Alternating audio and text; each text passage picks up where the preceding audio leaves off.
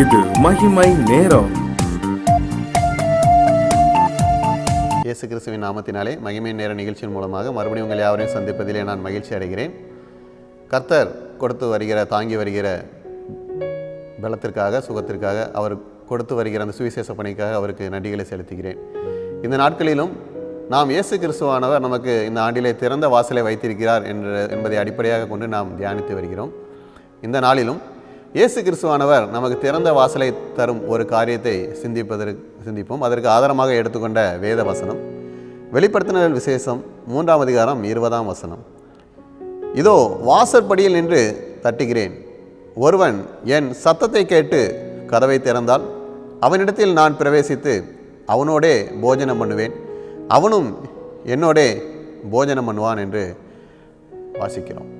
இயேசு கிறிஸ்துவானவர் இந்த ஆண்டிலே அவரை ஏற்றுக்கொள்ளும்படியாக மக்களின் மனதை திறந்து இயேசு கிறிஸ்துவை ஏற்றுக்கொள்ளும்படி செய்வார். எனவே இயேசு கிறிஸ்து யார் என்று அறிந்திருந்தும் இயேசு கிறிஸ்துவை சொந்த இரட்சகராக ஏற்றுக்கொண்ட மக்களும் இயேசு கிறிஸ்துவனுடைய வசனத்தின் ஆழங்களை இந்த ஆண்டிலே புரிந்து கொள்ளும்படி செய்வார். மேலும் இயேசுவை அறிந்து கொள்ள வேண்டும் என்று விரும்பும் மக்களுடைய இருதயத்தை திறந்து அவர்களும் இயேசுவை ஏற்றுக்கொள்ளும்படியாக இந்த ஆண்டிலே திறந்த வாசலை தருவார். இயேசு கிறிஸ்துவானவர் எப்பொழுது திறந்த வாசலை தருவார் என்றால் வாசற்படியில் நின்று தட்டுகிறேன் என்று சொல்கிறார். அதாவது நம்முடைய இருதயத்திலே அவருடைய வசனம் கிரியை செய்யும்படியாக இயேசு கிறிஸ்துவானவர் காத்திருக்கிறார். அவர் தம்முடைய சத்தத்தை விளங்க பண்ணுகிறார். அந்த சத்தத்தை நாம் கேட்கிறவர்களாக, அந்த சத்தத்திற்கு நாம் செவி கொடுக்கிறவர்களாக, அவருடைய சத்தத்தை கேட்கும்படி நாம் வாஞ்சி உள்ளவர்களாக காணப்படும் போது அவர் நம்மோடு பேசுகிறார். அவருடைய வசனத்தின் மூலமாக நம்மோடு அவர் பேசுவார். அப்படியாக அவருடைய சத்தத்துக்கு நாம் கேட்கும்போது அவருடைய வசனம் நம்முடைய இருதயத்திலே கிரியை செய்யும். நம்முடைய இருதயத்தை அவருடைய வசனத்துக்கு திறந்து கொடுக்கும்போது அந்த வசனம் நம்முடைய இருதயத்திலே கிரியை செய்யும். இயேசு கிறிஸ்துவனுடைய வசனத்தின் ஆழங்கள் நமக்கு புரியும். இயேசு கிறிஸ்துவனுடைய அன்பு நமக்கு தெரியும். இயேசு கிறிஸ்துவை நாம் ஏற்றுக்கொள்ள முடியும். நாம் இயேசு கிறிஸ்துவை ஏற்றுக்கொண்டும் இயேசு கிறிஸ்துவை விசுவாசித்த சொந்த இரட்சகராக ஏற்றுக்கொண்ட போதிலும் நாம் வசனங்களை அறியாமல், வசனங்களை ஆழங்களை அறியாமல் இருந்திருந்தால் இந்த ஆண்டிலே இயேசு கிறிஸ்துவானவர் அதற்கு திறந்த வாசலை தருகிறார் என்று பார்க்கிறோம். பல நேரங்களிலே சாத்தான் நம்முடைய இருதயங்களை குருடாக்கி வைத்திருக்கிறான். வசனங்களை நாம் வாசிக்கிறோம், அந்த வசனங்களின் ஆழங்கள் நம்மால் புரிந்து கொள்ள முடியவில்லை. பல நேரங்களிலே நம்ம வசனம் வாசிக்கிறோம், ஒரு கடமைக்காக வாசித்து விட்டு சென்று விடுகிறோம். இன்றைக்கு ஒரு அதிகாரம் வாசிக்க வேண்டும் என்று ஒரு கடமைக்காக ஒரு அதிகாரத்தை வாசித்து விட்டு சென்று விடுகிறோம். அந்த அதிகாரத்திலே என்ன காரியம் கூறப்பட்டிருக்கிறது என்பதை நாம் அறிந்து கொள்ள வேண்டுமானால் இயேசு நமது மனதை திறக்க வேண்டும், இருதயத்தை நாம் அவருக்கு திறந்து கொடுக்க வேண்டும். அப்பொழுதுதான் அவருடைய வசனம் நம்முடைய இருதயத்திலே கிரியை செய்யும். வேதாகமத்திலே 2 மனிதர்களை பற்றி தியானிப்போம். அவர்கள் மனதிலே இயேசு கிறிஸ்துவானவர் திறந்த வாசலை எப்படியாக கொடுத்தார், அவர்கள் இயேசுவை எப்படி ஏற்றுக்கொண்டார்கள் என்பதை பற்றி தியானிப்போம். முதலாவது ஒரு நபர் அப்போஸ்தலர் 16ஆம் அதிகாரத்தில் கூறப்பட்டுள்ள தியாத்திரா ஊராலும் இரத்தாம்பர விக்கிரமல லீதியால் என்ற ஒரு பெண். இரண்டாவதாக பார்ப்போமானால் எத்தியோப்பிய ராஜஸ்திரியாகிய கந்தாகே என்பவருடைய மந்திரி. இந்த லீதியால் என்கிற பெண் இயேசுவை தேவனை அறிந்தவள்.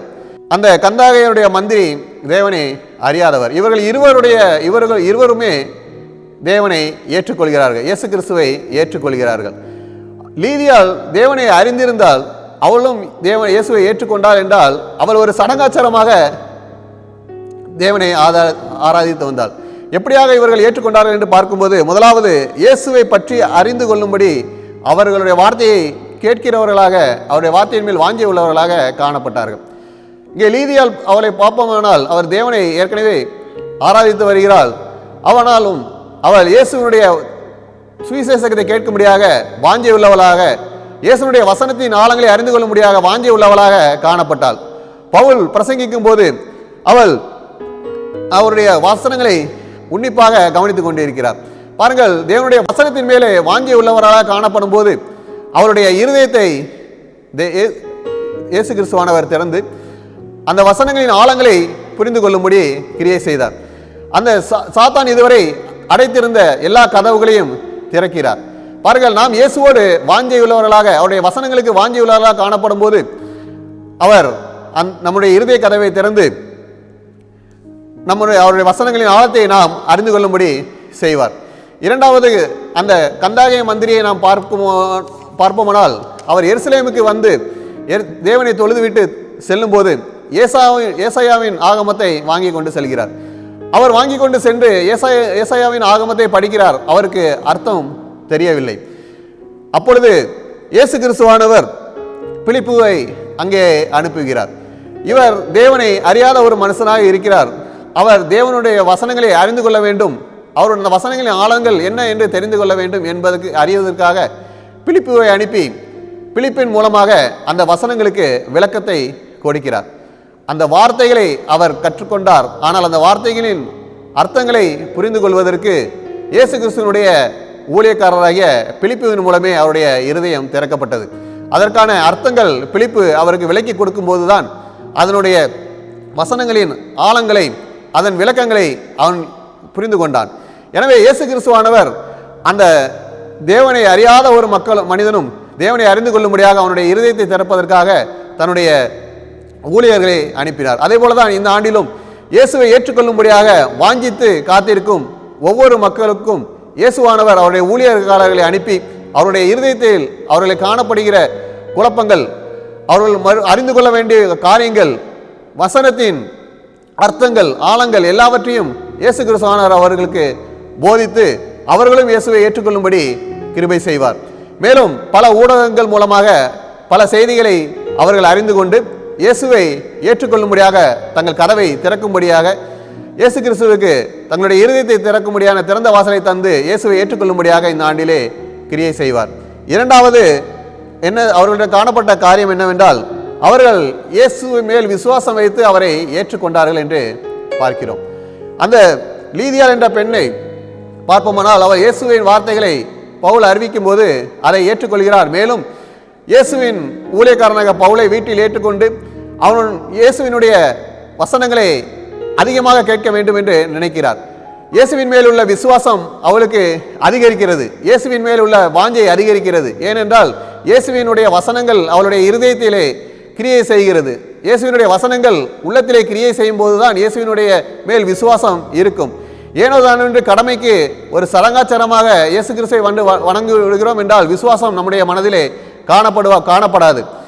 அவள் தேவனை ஆராதிக்கிறவளாக காணப்பட்டாலும் இயேசு கிறிஸ்துவினுடைய பற்றிய விசுவாசத்திலே நிலைத்திருக்கும்படியாக இயேசு கிறிஸ்து அவருடைய இருதயத்தை திறந்து அந்த வசனங்களின் ஆழத்தை புரிந்து கொண்டபடியினால் அவளும் அவருடைய குடும்பத்தாரும் ஞானஸ்நானம் பெற்றார்கள்.